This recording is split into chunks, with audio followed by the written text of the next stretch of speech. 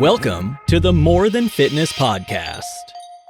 And welcome, ladies and gentlemen, to Minisode number 128. And on today's Minisode, we are going to chat about nutrition myths. Specifically, we are going to talk about 5 nutrition myths of 2021, debunked by your boy, registered dietitian, fitness coach, incredibly handsome, and all-around great guy. Yours truly. I don't know where that intro came from, but it works for what we're doing. Also just realized the lighting on my laptop is going to be really bright in my face for the beginning. And since I'm still in my parents' basement, I leave tomorrow to go back to New York City. The lighting's not the best on the video camera, on the video podcast on YouTube. So that doesn't really matter for any of you all, but let's go ahead and jump right into the first myth because we've got quite a bit to cover. And if you see me looking down on the video podcast, it's just because I'm trying to make sure I've got all my facts straight for this one. So let's go ahead and get right into the first one, which is too much protein is bad for you and can hurt your kidneys. I don't know how many people I talked to about this whenever I was deep in the natural bodybuilding realm. People talked, just whenever I mentioned it to people, the first thing that they said was, oh, isn't, having too much protein, like that can be bad for you, right? It can give you kidney stones.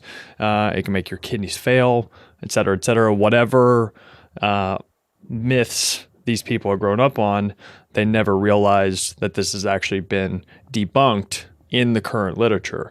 And where the myth came from is that there were some studies that looked at the glomerular filtration rate. So the GFR, don't worry about that. But it's a marker for waste filtration in the kidneys. And whenever people had increased protein in their diets, they saw an increase in that filtration rate. So you got to think, okay, the filtration rate's going up. That means there's more waste in the kidneys. But later research showed that kidney damage does not occur as a result of high protein diets. Now, if you have some other condition, if you have kidney conditions and you're not a healthy individual and you may need to limit protein, well then yes, protein can be bad for you if you're not a healthy individual with, not properly functioning organs. Right. But I don't think anybody listening to this has to worry about that. And actually the studies have shown that there's been a few studies on this actually, but up to 2 grams per pound of body weight has been shown to be safe.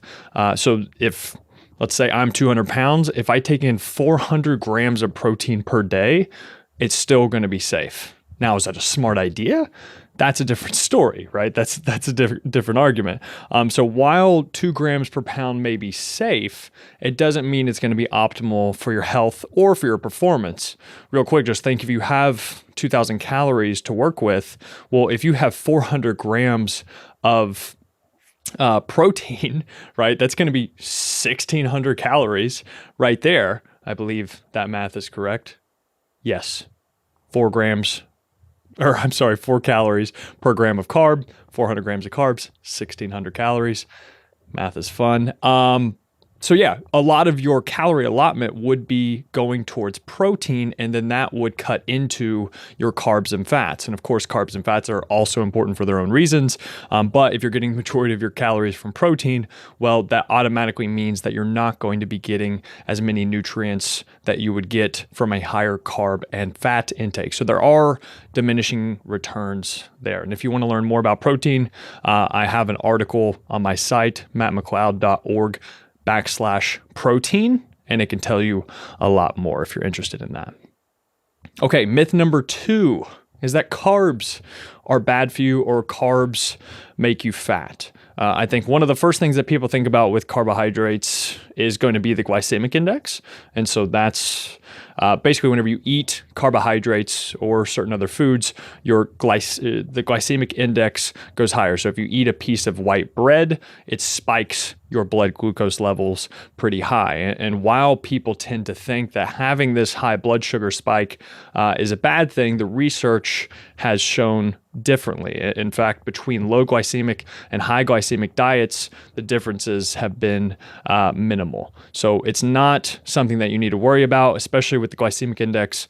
Each of those foods, so let's say white bread, for example, that's only when white bread is eaten after a period of fasting, right? And who the fuck eats, excuse the language, but who the fuck eats white bread by itself as a meal, right? And nothing else. But whenever they have white bread, let's say mixed with turkey and cheese, right? A protein and fat, right?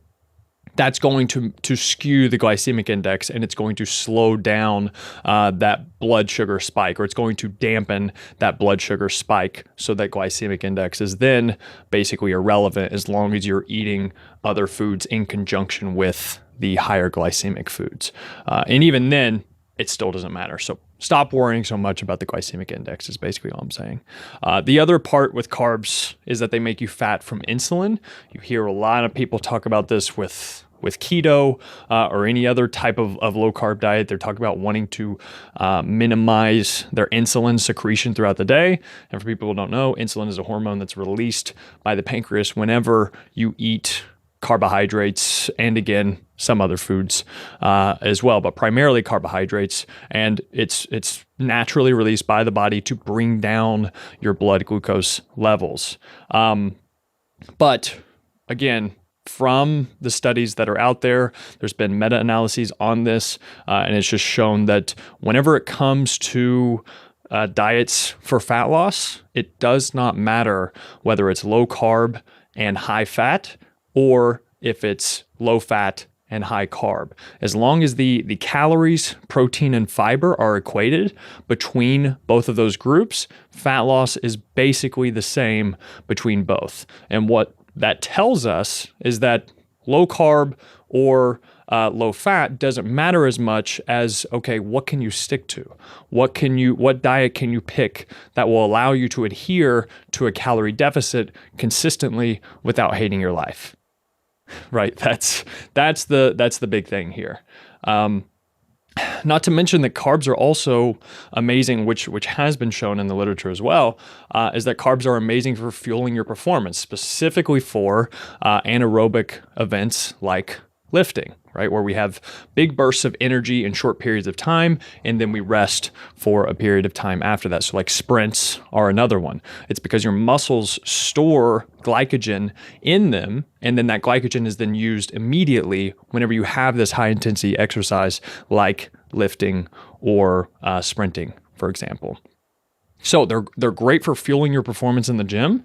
And then also, I think some people forget that carbs are also, fruits and vegetables. So very fibrous sources of foods, very nutrient dense sources of food. And to say that inherently just in a generalized statement of carbs are bad for your fattening is clearly not true. Okay, let's go ahead and move to the third one. The third myth is red meat is bad for you. So put simply, I think most people think red meat equals cancer or like too much of it or whatever, but that's been widely exaggerated. And for the most part, any type of study that has kind of linked those has been a lot of processed red meat, and specifically like the delicious, albeit charred red meat. So it's red meat that has a lot of char on it, and then eating that char in combination with poor diet and poor lifestyle choices, right? So lots of smoking, drinking, not exercising, eating terrible, right? Whenever all of these things are combined, then yes, these types of processed red meats are going to increase your risk of negative health effects. However, if you're listening to this podcast or watching this podcast, you probably don't have to worry about that. What's way more important than worrying about how much red meat you eat is making sure that your diet's in check, you're exercising regularly, limiting your smoking and drinking, and getting quality sleep. Those are all going to be way more important than red meat. But if you do want to be extra cautious, some recommendations are 3 servings or no more than 3 servings of red meat per week. And so a serving is about 3 ounces, so that'd be about 9 ounces of red meat per week. But again, probably don't need to worry about it.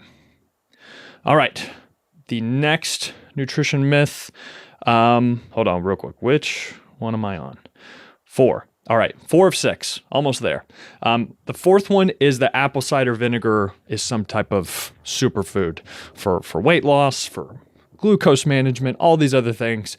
You see every influencer, for some reason, down these shots of apple cider vinegar and purposefully hate their lives afterwards for the sake of views or clicks or whatever.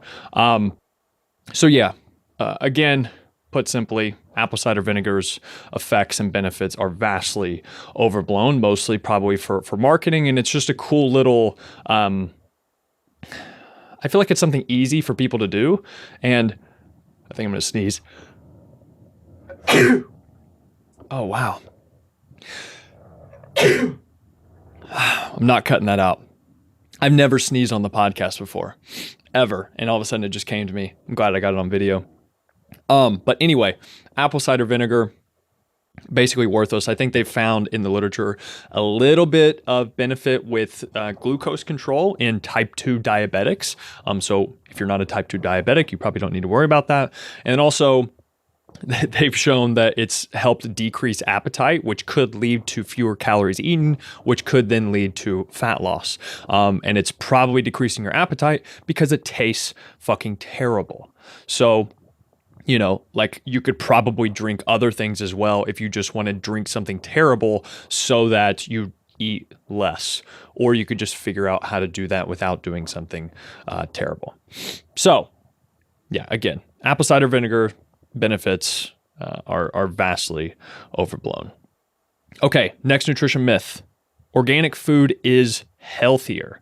Now, this one is definitely interesting because I would say net for the most part, people who care about eating organic foods are the type of people who really don't need to care about this whatsoever.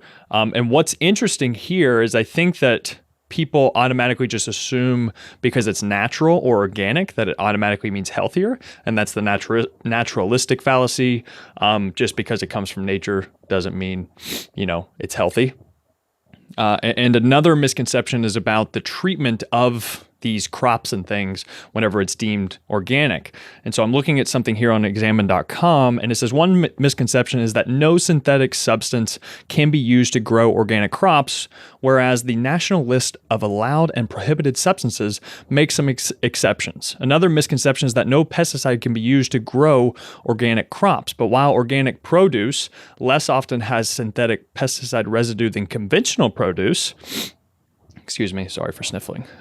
Natural or organic pesticides do exist, are used to grow organic crops, and are not always better for the consumer or the environment, right? So they just have organic pesticides, which is just, you know, you just have to be careful with the organic stuff because just with anything, marketers are going to exploit that and bend the rules as much as possible without actually caring about giving you a quote unquote healthier product.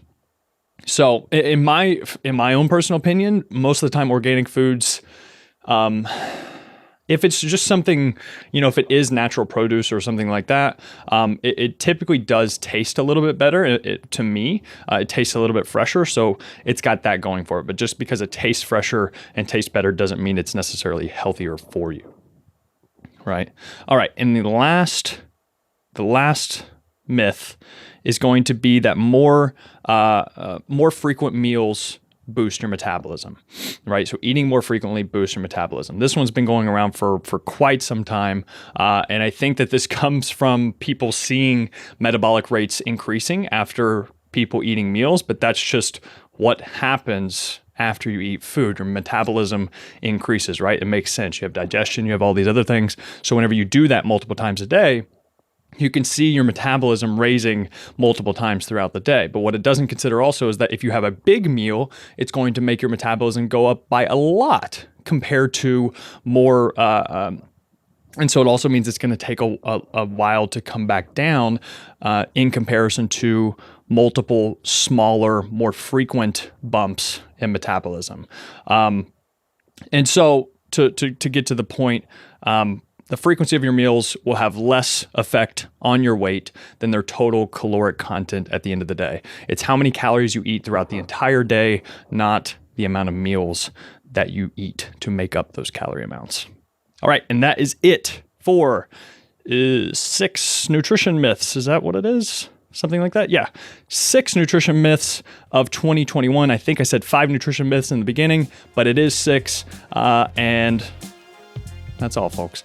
Thank you guys, as always, for listening and for watching. I'll see you.